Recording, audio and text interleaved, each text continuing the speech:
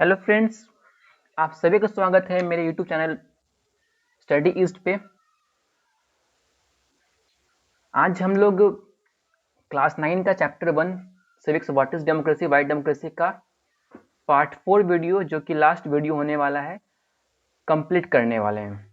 इसके पहले 3 video upload किया हुआ है। अगर आपने नहीं देखा है तो आप बिल्कुल उसको देख सकते हैं, और ये हम लोग का लास्ट वीडियो है। इसमें ये चैप्टर खत्म होने वाला है।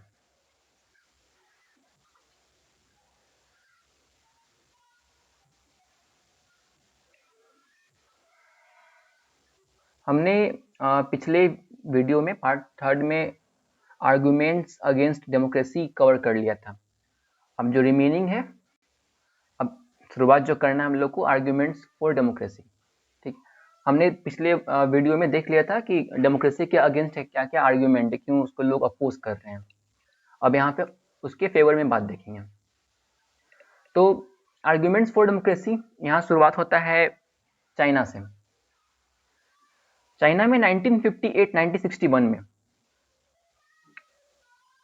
एक फेमिन आता है, वहां पे अकाल पड़ता है, और वो वर्ल्ड का सबसे वर्स्ट फेमिन होता है अब तक का। ठीक है, करीब उसमें 3 करोड़ लोग उस फेमिन में मारे जाते हैं।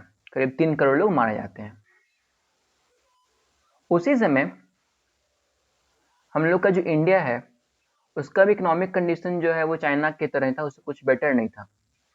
ठीक है, लेकिन फिर भी मतलब कि चाइना में फेमिन आया तो यहाँ भी जो एक तो इकोनॉमिक कंडीशन सही नहीं था, फिर यहाँ भी कई जगह पे अकाल पड़ा, लेकिन इतने अधिक लोग का मरना नहीं हुआ। 3 करोड़ लोग नहीं मारे गए।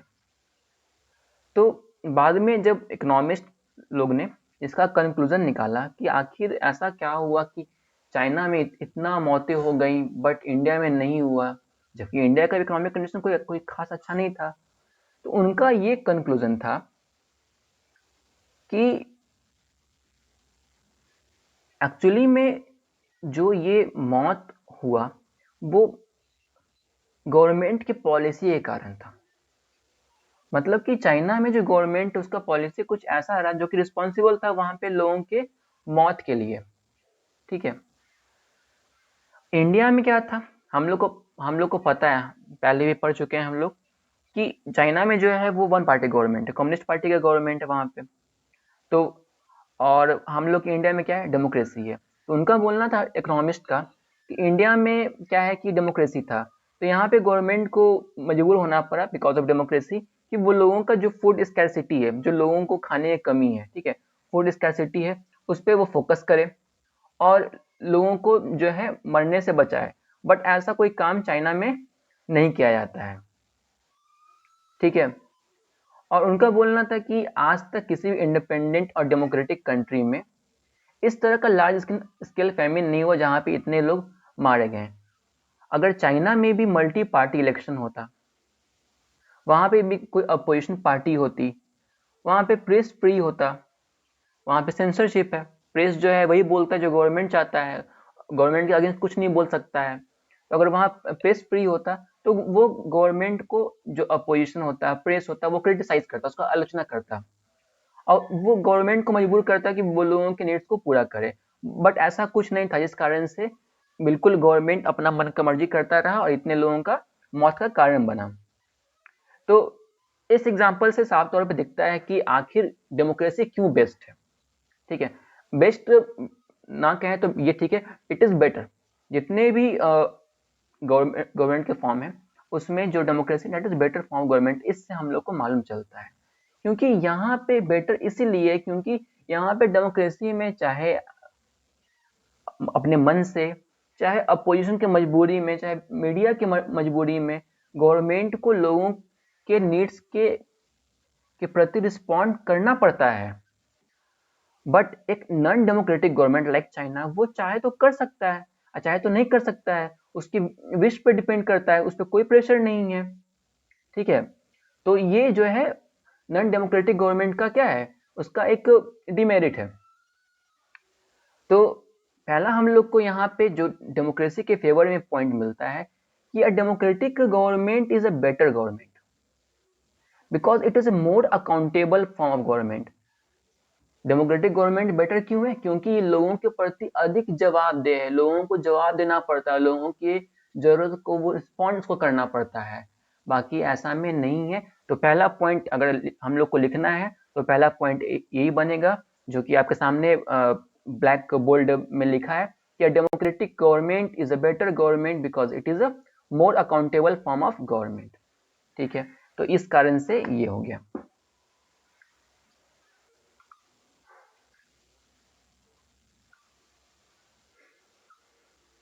ओके, अब नाउ सेकेंड पॉइंट, फिर एक और तरह से देखते हैं कि डेमोक्रेसी क्यों बेटर है। यहाँ पे होता क्या है कि कोई भी डिसीजन लेने से पहले काफी कंसल्टेशन, काफी डिस्कशन होता है। हम लोग को पता है, ये डिमेरिट में आया था कि हम लोग को डेमोक्रेसी में कोई भी डिसीजन जो है उसमें काफी डिले होता है। कोई भी प्रोजेक्ट आया, कुछ भी फैसला लेना है तो काफी टाइम लगता है। टाइम क्यों लगता है? क्योंकि काफी कंसल्टेशन होता है, काफी डिस्कशन होता है, जिस कारण से टाइम लगता है। लेकिन ये क्या है, ये अपने आप में भले ही टाइम लगता है, लेकिन इससे होगा क्या कि काफी लोग कंसल्ट करेंगे, काफी लोग डिस्कस करेंगे, और उस डिसीजन में जो भी निगेटिव है, जो भी डिमेरिट है, उसको एक एक करके निकाल दिया जाएगा, और जो रिजल्ट आएगा वो मैक्सिमम जो है लोगों के एडवांटेज, लोगों के प्रॉफिट के लिए होगा, लोगों को उससे लॉस होने वाला नहीं है। तो भले ही डिस्कशन और कंसल्टेशन में डिले होता है, but at last it is in favour of people, जो कि हम लोग को चाहिए, तो वो लोगों के फेवर में ही होता है। ठीक है, तो ये चीज है।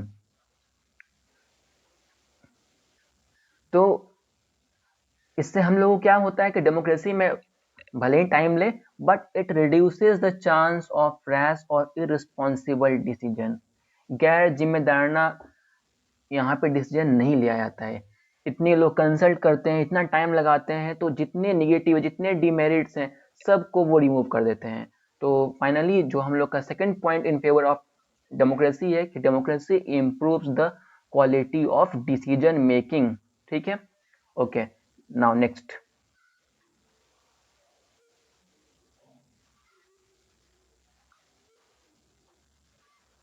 ओके, अब हम समझते हैं जो थर्ड पॉइंट है कि democracy provides a method to deal with difference and conflict. इसका क्या मतलब है, समझते हैं हम लोग। देखो क्या है कि हम लोग सोसाइटी में, इंडिया अपने आप में काफी diverse country, different religion, religion के अंदर डिफरेंट कास्ट, हर कास्ट का अपना अपना डिमांड, हर रिलीजन का अपना अपना डिमांड। तो we have a huge diversity, हर लोग का कल्चर अलग है, फूड अलग है, उनका अपना जीवन लाइफस्टाइल अलग है। तो ये एक बिल्कुल नॉर्मल सी बात है, ऑब्वियस सी बात है कि क्या होगा कि लोगों का जो है एक डिफरेंस होगा उनके आपस में, कुछ मुद्दे को लेकर, कुछ इशू को लेकर उनमें कन्फ्लिक्ट होगा। तो डेमोक्रेसी में क्या होता है कि हम लोग आपस में बैठते हैं, हर लोग को आज़ादी है कि वो अपना मुद्दा उठाए, उसका क्या इशू है वो उठाए।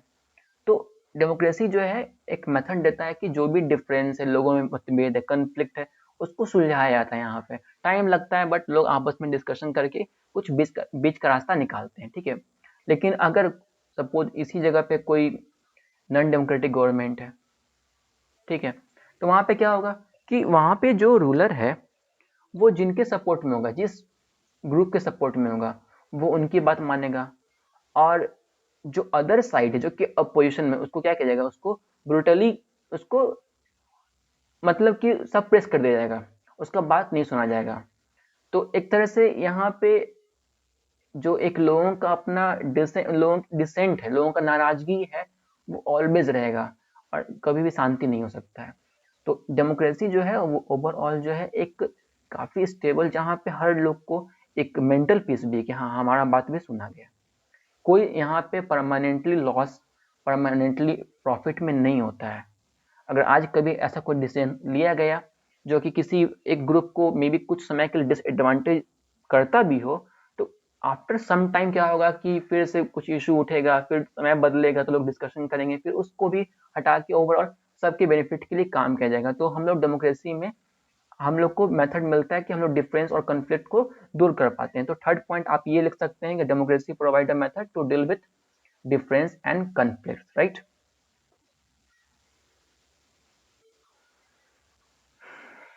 Okay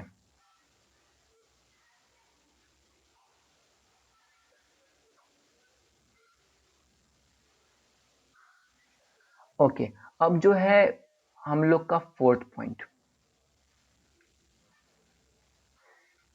democracy enhances the dignity of citizens. यहाँ पे जो नागरिक हैं उनका सम्मान जो है वो बढ़ता है, राइट। अब सम्मान कैसे बढ़ता है? अब यहाँ पे लोगों का, लोग जो हैं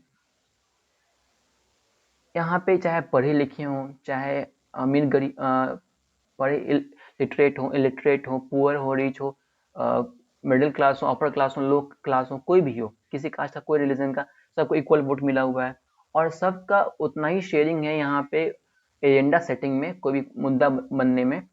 मतलब कि ऐसा नहीं है कि किसी को बहुत ज़्यादा फेवर किया जा रहा है, किसी को कम किया जा रहा है, और लोग अपना जो बात है वो रख पा रहे हैं। और ऐसा देखा जाता है कि एटलीस्ट जो पॉलिटिशियंस हैं वो बीच में आफ्टर मतलब कि एटलीस्ट कम से कम तो जब चुना वोट उनको लेना होता है तो वो तो आते हैं, तो वहाँ पे खासकर गरीब लोगों को उसी बहाने पैसा मिलता है, उनको सम्मान दिया जाता है, उनको प्रणाम किया जाता है। बाद में भले ही प्रणाम करे ना करे अलग इशू है, लेकिन वोट लेने के लिए करते हैं, तो कम से कम यहाँ पे उनका जो डिग्निटी है वो बढ़ता है। उनको भी लगता है कि हाँ, हम लोग कुछ हैं, हम लोग को भी कुछ पावर दिया गया है। बाद में क्या होता है सो अलग मैटर है, ठीक है। तो ये चीज़ है। तो डेमोक्रेसी जो है वो सिटीजन का डिग्निटी बढ़ाता है।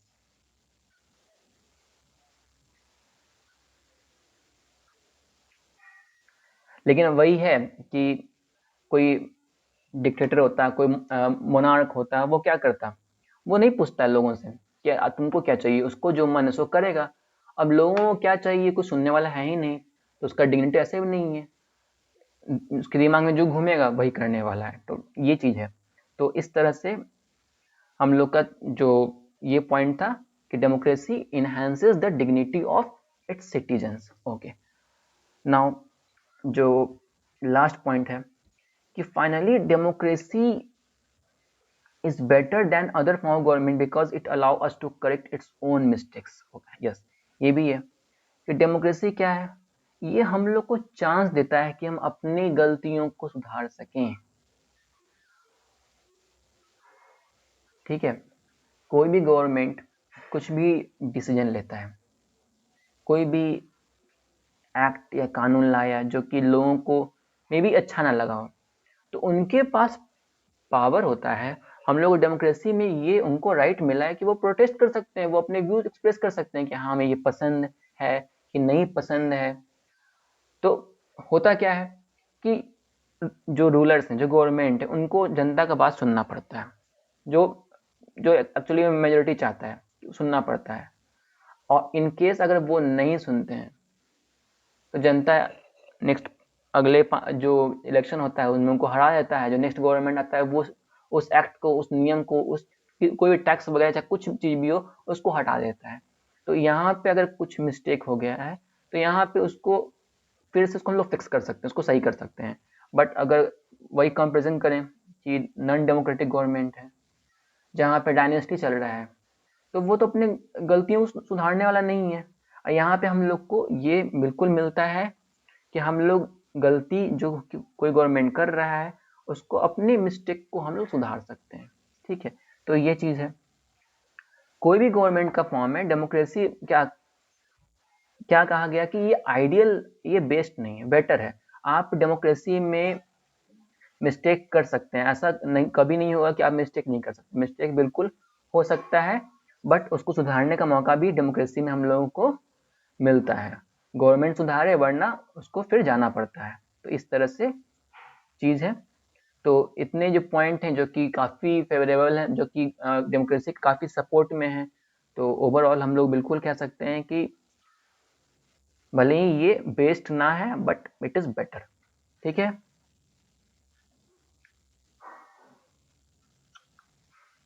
और सबसे बड़ी बात कि ये आम लोग, जो आम जनता है उसका डिग्निटी बढ़ाता है, उनका वैल्यू जो है वो डेमोक्रेसी में बढ़ जाता है। तो ये चीज़ जो है अपने आप में काफ़ी इम्पोर्टेंट है, right. Okay, next a broader meaning of democracy. अभी अभी जो हम लोग डेमोक्रेसी का मीनिंग, अब क्या है, हेडिंग से ही मालूम चला ब्रॉडर मीनिंग, कि डेमोक्रेसी का जितना मीनिंग हम लोग समझे उससे भी वो वाइड है। डेमोक्रेसी जो अभी जितना हमने समझा वो गवर्नमेंट के फॉर्म में समझा, कि हाँ गवर्नमेंट जो, डेमोक्रेसी का जो एक अपना मेन मीनिंग है, गवर्नमेंट का ऐसा फॉर्म जिसमें कि जो हम लोग शुरू में डेफिनेशन देखें तो वो तो चीज़ है ही, और जिसमें कि लोगों से कंसल्ट किया जाता है, इसमें लोगों का कंसेंट लिया जाता है, उनसे पूछा जाता है कि आपको ये सही लगता है कि नहीं लगता है। ठीक है, तो हमने जो भी डेमोक्रेसी का मीनिंग समझा that is in the form of government समझा, इसका कुछ और ब्रॉडर मीनिंग है। ठीक है, हम उसको अब समझते हैं।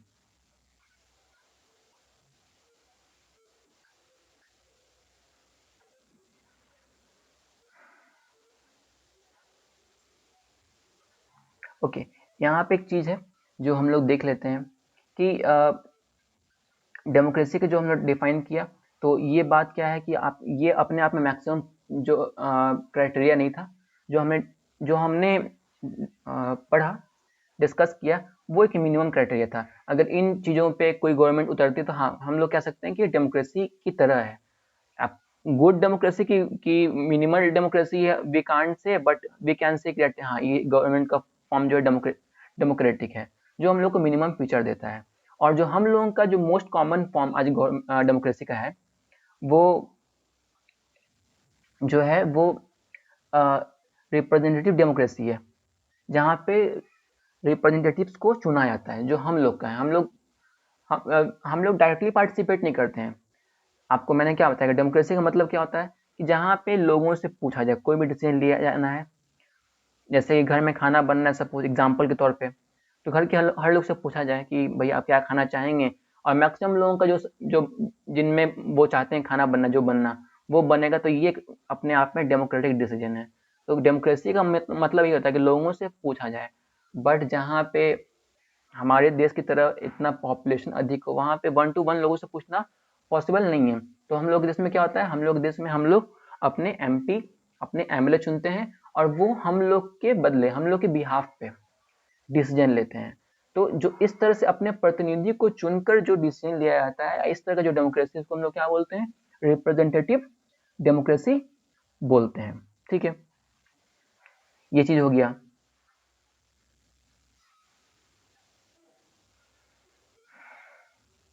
और दूसरी बात ये बोला गया कि अगर सपोज कभी पॉसिबल ऐसा हो भी जाए कि लोग जो है से पूछा जाए, तो ऐसा हो सकता है कि ऐसा हो सकता है कि ऐसा होता है कि हर लोग के पास स्किल नहीं होता है, वो बात नहीं समझ सकते हैं कि क्या अच्छा है क्या बुरा है। तो इन प्रैक्टिकल हम लोग सबसे नहीं पूछ सकते हैं। ठीक है, उनके पास वैसा स्किल ना हो, डिजायर ना हो, चाहते नहीं हो पार्टिसिपेट करना, किसी किसी लोग को बहुत पॉलिटिक्स से नफरत होता है। ठीक है, तो इस तरह से हम लोग जो है जो अपना रिप्रेजेंटेटिव डेमोक्रेसी से अपना गवर्नमेंट चलाते हैं। राइट, ओके, देन ओके, अब हम लोग थोड़ा देखते हैं कि डेमोक्रेसी का ब्रॉडर मीनिंग क्या है।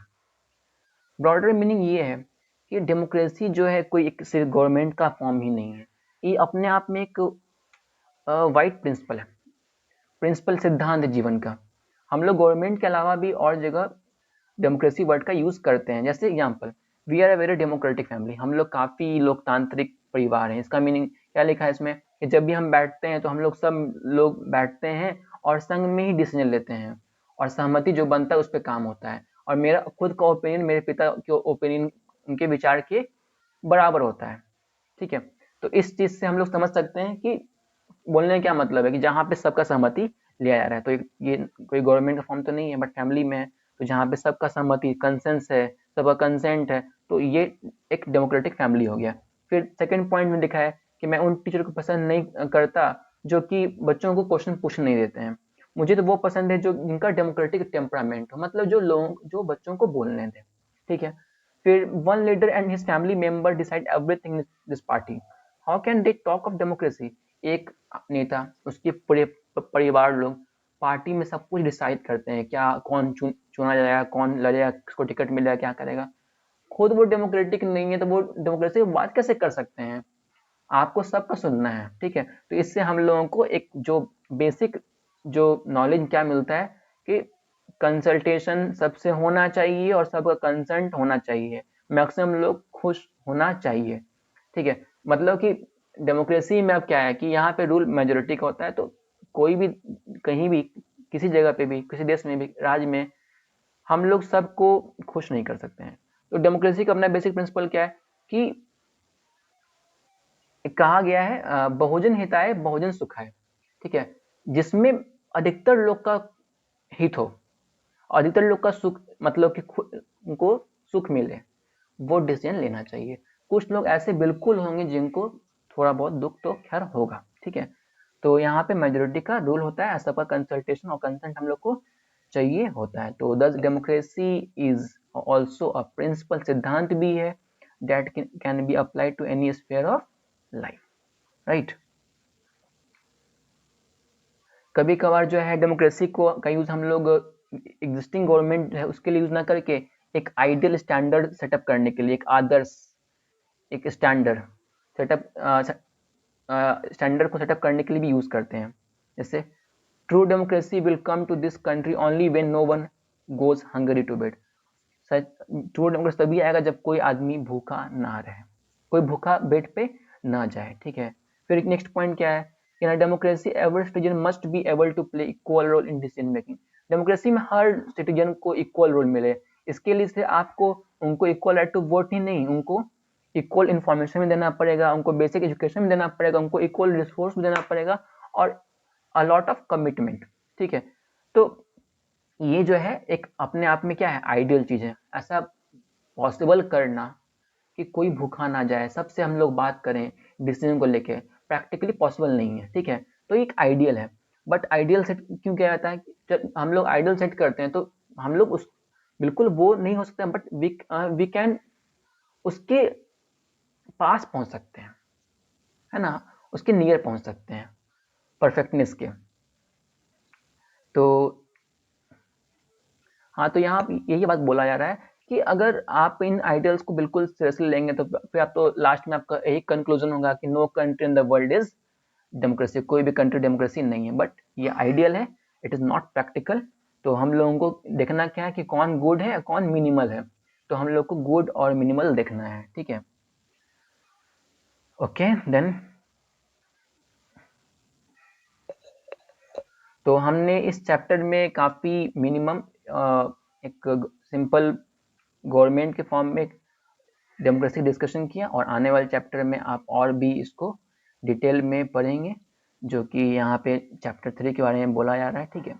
तो वो चैप्टर भी हम लोग बिल्कुल कवर करेंगे। एंड कुछ खास तो फिर भी देख लेते हैं क्या लास्ट में है। यहाँ पे एक एग्जांपल दिया है, जैसे कि हम लोग का तो खैर रिप्रेजेंटेटिव डेमोक्रेसी है जहाँ पे प्रतिनिधि चुना जाता है, बट कभी कभी डेमोक्रेसी जो होता है डायरेक्ट डेमोक्रेसी होता है, जैसे ग्राम सभा। ग्राम सभा में क्या होता है कि जितने गांव के वासी हैं, जितने गांव के लोग हैं, सब जो है वो बैठ जाते हैं और सबसे पूछा जाता है कि कुछ बात बोला जाता है, जो मुखिया वगैरह रखता है प्रस्ताव, और सब लोग अपना हाथ उठा के सहमति देते हैं। तो ये डायरेक्ट डेमोक्रेसी, जहाँ पे इंडिविजुअल लोग से पूछा जा रहा है कि इस चीज को लेके उनका सहमति है कि नहीं है, ठीक है? ये चीज है। तो ओके देन, तो यहाँ से यही समझ में आता है कि कुछ भी जो डेमोक्रेसी है, हम लोग बिल्कुल आइडियल्स को जो है उसको हम लोग पाने की कोशिश कर सकते हैं, बट एक बार में इसको अचीव नहीं कर सकते। हम लोग को कांस्टेंट एफर्ट करना पड़ेगा, कोई भी काम करने के लिए इंसान को एफर्ट जो है कांस्टेंट देना पड़ता है। तो इस कारण से धीमे धीमे हम लोग उसको अचीव करते हैं। और दूसरी बात कि यहाँ पे क्या है कि जो इम्पोर्टेंट पॉइंट है, what we do as citizen can make a difference to making our country more और लेस डेमोक्रेटिक। हम लोग का क्या रोल है, सिटीजन के पे भी डिपेंड करता है, कंट्री मोर डेमोक्रेटिक होगा कि लेस डेमोक्रेटिक होगा। हम लोग को भी मतलब कि एज अ सिटीजन हम लोग को सोचना चाहिए कि हम लोग अपने देश को किस तरफ ले आना चाहते हैं। सपोज हम लोग के आसपास ही कुछ ऐसा इशू होता है जो कि हो सके कि हमारा जो एग्रीमेंट उस पर नहीं है, हम लोग उसको पसंद नहीं करते हैं, लेकिन इसका मतलब ये नहीं है कि हम लोग दूसरे को रोकेंगे। अगर रोकना शुरू किए तो ये जो है नॉन डेमोक्रेटिक हो जाएगा। हम लोगों को यहाँ पे चाहे कोई इशू हो, भले ही बात अच्छा हो या बुरा, बट हम लोग को सबका सुनना है और समझना है, और फिर देखना है कि उसमें क्या चीज़ सही है, क्या गलत है, और एक बीच का रास्ता हम लोग को निकालना है। तो ये डेमोक्रेसी है। तो एज ए सिटीजन हम लोग का भी ये पूरा रिस्पॉन्सिबिलिटी बनता है कि हम लोग समझें और देखें कि हम लोग क्या कर रहे हैं, हम लोग को कैसा अपना एक्ट खुद का है, और हम लोग के एक्ट से कितना हम लोग का कंट्री डेमोक्रेटिक बन रहा है और नॉन डेमोक्रेटिक बन रहा है। तो ये जो है हम लोग को, और अगर कुछ ऐसा काम होता है तो हम लोग बिल्कुल पॉलिटिकली पार्टिसिपेट करें, और गवर्नमेंट का जिस तरीके से अपोज किया जा सकता है, अगर कुछ वो गलत करे तो हम लोग को अपोज करना चाहिए, ठीक है, उसको एज अ बिल्कुल ऑटोक्रेटिक रूप में, निरंकुश पावर शासक रूप में छोड़ देना नहीं चाहिए। तो सबसे बड़ा बात यहाँ पे क्या है कि democracy is all about people, citizen participation. लोकतंत्र हमसे है, अगर हम पार्टिसिपेट करेंगे तो मजबूत रहेगा, नहीं करेंगे तो नहीं रहेगा। लास्ट पैरा में यही बोला गया है कि अगर दुनिया का जितना गवर्नमेंट है वो तो यही चाहता है, चाहे मोनार्की ले लो, चाहे डिक्टेटरशिप ले लो, चाहे वन पार्टी रूल लो, वो चाहता ही नहीं कि जो सिटीजन है वो पार्टिसिपेट करे पॉलिटिक्स में, ठीक है, क्योंकि उनको तो अपना मन का मर्जी करना है। बट डेमोक्रेसी में सबसे बेनिफिशियल यही है, और सब चीज़ों का बात यही है कि हम लोग का पार्टिसिपेशन है यहाँ पे। हम लोग का दुख दर्द, हम लोग का खुशी सुख सब जो है सुना जाता है। तो इसीलिए जो डेमोक्रेसी है, at last it is a better form of government. इस करेंसी क्या है, बेटर फॉर्म ऑफ गवर्नमेंट है, ठीक है। तो हम लोग का चैप्टर फाइनली यहाँ पे ख़त्म होता है, और मैं बिल्कुल और चैप्टर जो क्लास 9 के सिविक्स के उसको मैं कवर करूँगा, ठीक है। आप लोग, अगर आपको वीडियो अच्छा लगा है तो प्लीज़ इसको आप लाइक करें, शेयर करें, सब्सक्राइब करें, और कुछ अगर आपका डिमांड है, कुछ आपको प्रॉब्लम है या सजेशन देना चाहते हैं तो आप कमेंट बॉक्स में कमेंट कर सकते हैं। Okay, then thank you.